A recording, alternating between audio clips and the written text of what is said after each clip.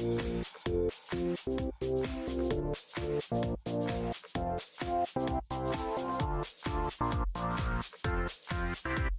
and welcome back, everyone. It's just another day in the life as a military wife. And lately in the news, there's been a lot of conversation about stolen valor. Maybe it's a thing you already know a lot about. Maybe it's a topic you've never really heard of before. So we are going to break down what is stolen valor, why does it matter, and did you know it's a crime? So, as always, I am your host, Samuel, and you're listening to Life of a Military Wife.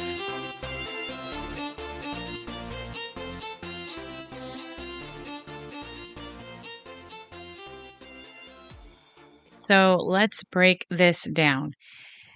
I know that there are a lot of people who feel very strongly about stolen valor. I have never really encountered a situation personally. And so I think it's, not great, but I'm not like, it doesn't upset me as I have seen it upset some.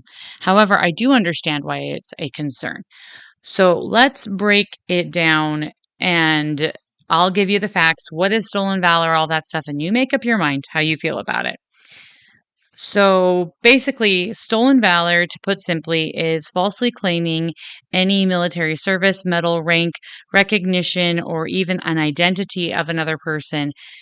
So an example of this would be someone who never served in the military claiming they served in the military, or someone who claimed in the who did serve in the military claiming that they received some sort of medal award, served in some sort of area or region that they did not. Now people do boast and, sometimes exaggerate what they have accomplished. There is always some bragging in any community, but that is not what it's really referring to is people, embellishing stories. It's basically saying they were somewhere or did something that they didn't do at all. And that is where it can get a little complicated. So it is a crime. But not everything with stolen valor is a crime. Only certain things are a crime. And it can include veterans and service members who unknowingly wear a medal or other decoration that inappropriately. So something that is not actually earned by them. And this can happen by mistake. People might think that they're in a unit that has this, and this thing, and so they need to have it on their uniforms, and they get it wrong. That is part of the reason why uniforms get inspected at boards and different times and places, so that people aren't making those mistakes inadvertently. And now, if you make it unknowingly and you do your best to correct it, yeah, there might be some repercussions in your unit, probably a lot of teasing or shouting, but it's probably not going to be a severe punishment. This is usually when people do these things on purpose. That it becomes a big issue, especially when they're doing it for money, praise, recognition, things like that. So let's get into it a little bit more. And why is this a crime? So in 2005, they passed the Stolen Valor Act, and it basically said that doing these sorts of things was criminal and that it shouldn't be allowed, and there was punishments and stuff laid out for it. However, a case came forward of a repeat offender, somebody who was caught multiple times with stolen valor issues and was taken to court. Their legal team posed that it was unconstitutional because it was an expression of their First Amendment rights. It went all the way to the Supreme Court, and in, I believe it was 2012, it was deemed unconstitutional by the Supreme Court because it did infringe upon First Amendment rights. As a result of that, there were changes made, and it was reenacted or restored with clarification in 2013. So I want to break down a little bit more of what happened in 2013. So in 2013, they determined that they passed a law. Again, it was determined to be illegal still. However, under certain specific, basically, if you were claiming certain awards, such as the Congressional Medal of Honor, Distinguished Service Cross, Navy Cross, Air Force Cross, Silver Star, Purple Heart, Combat Action Badge, and Combat Action Ribbon. The reason why this is significant is because in 2004, with the election between George W. Bush and John Kerry, Kerry claimed he had more Purple Hearts than he had actually received in his military service. At the time he did this, that was not a crime. However, it now is a crime to have claimed those sorts of things. And I'm not sure if he's still doing, I doubt he's still doing that. Now, these things did come with penalties. There's a fine and imprisonment for up to 1 year or both if you do these things. And the statement given by Senator Dean Heller when the amendment was created was, "Our nation can never fully express our gratitude for all of our men and women in uniform and have experienced on our behalf. Their acts of valor help ensure the safety and security of our nation, and the honor of their awards should never be compromised." And so that was basically the sentiment given and why they decided to pursue this in 2013 by the clarification. So this clarification means that there is still some gray area, things that are stolen valor but technically are not criminal, and things that, well, stealing anyone's identity is criminal, but that's in a whole different way. So stealing someone's identity, that's a crime, and you can be charged for that regardless of the fact that it's stolen valor. And now there became an increase in stolen valor cases, particularly in obtaining benefits and loans during the pandemic. And that's because there were benefits and loans being given out to veteran-owned businesses during the COVID-19 pandemic. And people were claiming that because there was no certification process requiring them to prove they were a veteran-owned business to receive those benefits and loans. And so people were falsely claiming that they had veteran status because of the lack of verification process. So, as a result of this, they noticed an increase in these stolen valor cases. They recognized there was fraud going on, and additional amendments and additional legislation was pursued as a result of that. The first instance of this was legislation that was passed in 2021. However, it later became apparent that more clarification was needed, and further legislation was passed in 2023 regarding this situation. Now, there was a lot of arguments about this, whether or not it put in jeopardy people's privacy, and those sorts of things, that it made it harder for veterans to qualify because they had to go through a certification process. It meant that they had to share their personal records and was possibly compromising in that way. A lot of those concerns were addressed and a system was established. And currently, for small business owners who want to be able to receive those benefits, they go through the Small Business Administration, and they've put together a certification process that allows a verified business to then get those benefits that they need. There's a whole lot of different resources on how to navigate this. And I can get that that would be frustrating to veterans to have a whole extra step added for them to be able to access the things they need to run their business. However, I can also understand it would be really difficult for veteran-owned small businesses to not be able to receive those benefits because the benefits had been claimed by people who didn't qualify. So it really is kind of a catch-22. There's never a perfect answer. Sadly, sometimes the answer that is developed is more paperwork because people just can't be honest. And it's unfortunate that people do this. that they are dishonest in this way. Um, and right now, that is the process. But as I was going through and researching this and trying to verify what was going on and how they had handled the situation, I found multiple websites that were willing to help walk veterans through the process so that they then qualify for the resources that they need. So, if you are a veteran running into this problem, there are resources out there. I will do my best to link at least one of them in the description of this episode below. But here's what it gets down to. It is frustrating for military service members to have sacrificed so much and then be denied benefits or different things because people are lying about it.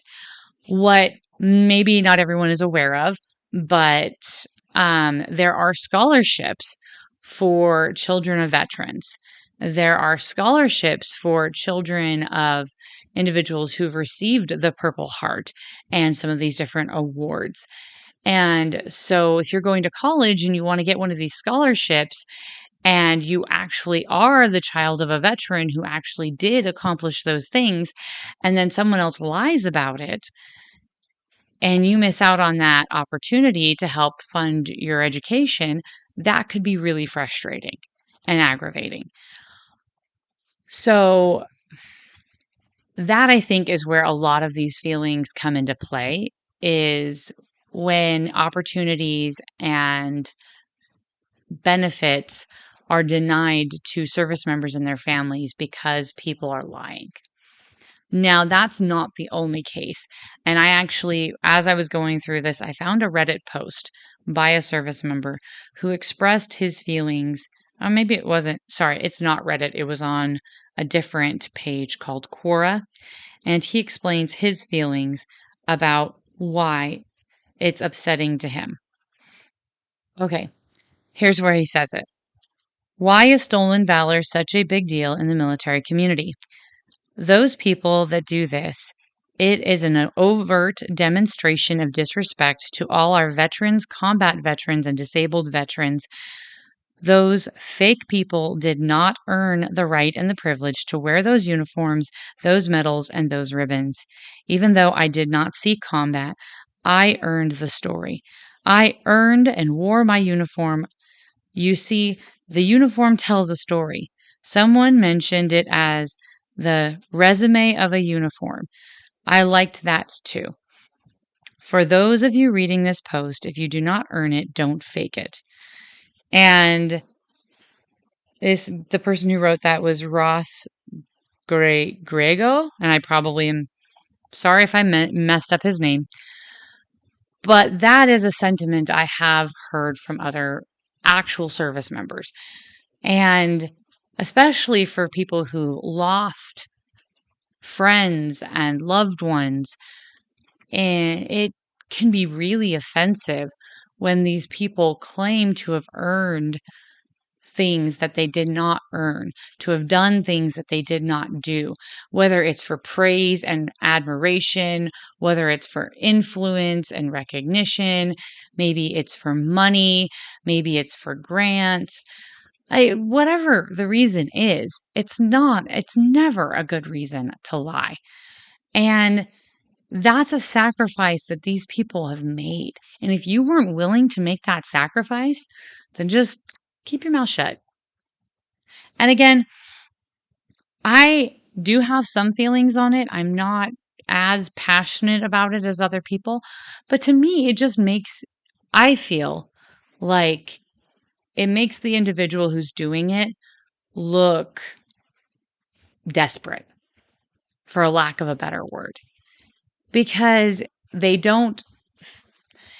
why would you pursue representing yourself as a veteran who has achieved those things instead of standing on your own merits? If you are using stolen valor to achieve different results, whether it's money, business, accolades, whatever, then is it because you don't feel like you could achieve those things on the merits of your own actions? And if so, let's be proactive. What can you do? Maybe you should join the military. If you're so enthralled by the military community and what we do and the recognition and resources and benefits we get, come join the community. Put in the work. Earn it. That's an option. Maybe that's not an option for you because of health, age, whatever. Okay, then go earn recognition another way. But dishonesty is never a good policy. And I'm not going to get political with this. I'm sure you can all guess why this has been a topic in the news. There's been all sorts of accusations thrown around all over the place. And it's not too difficult to find out who is embellishing their service records and who isn't, mostly because there are service records. People who do this and were former service members tend to get called out by people they served with because it's just not respected in the military community. And it also just, again, it makes you look desperate. It really does. So do your own research. Try to do some research. Try to figure it out. There are statements out there. There is information out there. People's service records are explained. And for the last point of clarification, there has been some confusion about ranks. When you are awarded a certain rank in certain places and times, basically, it may be a pinned rank, but you do not actually fully achieve that rank until you have done a certain amount of time in that rank. For example, 3 years. Now, if you were to get out prior to the completion of that time frame, then past retirement, you don't actually have that rank. You might have earned the pay, you might have been pinned, but you don't actually have that rank as something you can claim. Also, there are some awards and recognitions that you will get because you are currently serving in a unit. But once you leave that unit, you are no longer authorized to have those awards and ribbons and decorations on your uniform. So just because you were authorized or recognized with a certain ribbon at one point doesn't mean you will keep it for the duration of your career. And just because you may have been pinned a rank doesn't mean you actually obtained that rank completely. That's where things, like I said, can get a little complicated at the beginning of the episode. Anyway, I hope that this will help you clear up some of those confusions that have been going on and get you just some more resources. If you are one of those veterans who is looking for support and getting signed up with the Small Business Administration, then I will be putting some links in the description for you. And as always, I'm working on projects. I'm trying to get things figured out. I've got some interviews and stuff in the mix. But if you want to send me questions, comments, topics that you like clarification or more information on, send them my way. Books or things you would like reviewed. Again, I've got my degree in family life science, so I'm more than willing to cover some of those topics as well. I've got some stuff in the pipeline that I'm working on with that. And as always, the links for the podcast are in the description below. If you want to contact me, X, email, those are some of the best ways to do so. And let's work on being the good we want to see in the world. With that said, I am your host, Sam Wolf, and you've been listening to Life of a Military Wife.